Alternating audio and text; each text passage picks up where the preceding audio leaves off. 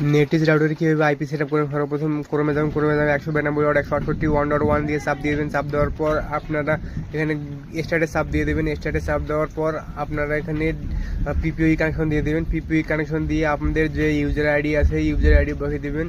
আর হচ্ছে আপনাদের যে রাউটারের পাসওয়ার্ড মানে ইউজার আইডির পাসওয়ার্ড আছে ওই পাসওয়ার্ড দিয়ে দেবেন। এখানে আপনাদের ওয়্যারলেস পাসওয়ার্ড এখানে দিয়ে দিবেন। আপনাদের নামটাও চেঞ্জ করতে পারেন।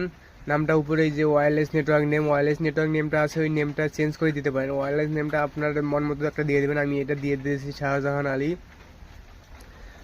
তো এটা শাহজাহান আলী দেবো আমি।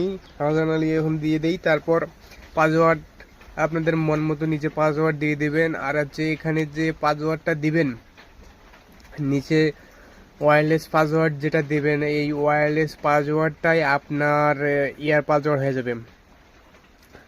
ওয়্যারলেস পাসওয়ার্ডটাই আপনার অ্যাডমিন পাসওয়ার্ড হয়ে যাবে। আপনারা যেটাই ওয়্যারলেস পাসওয়ার্ড দিবেন ওটাই আপনার অ্যাডমিন পাসওয়ার্ড হয়ে যাবে। আমি আপনাদেরকে আগতে বলে দিতেছি, পরে ফির আবার বলেন না যে আমাদের এই অ্যাডমিন পাসওয়ার্ড কি।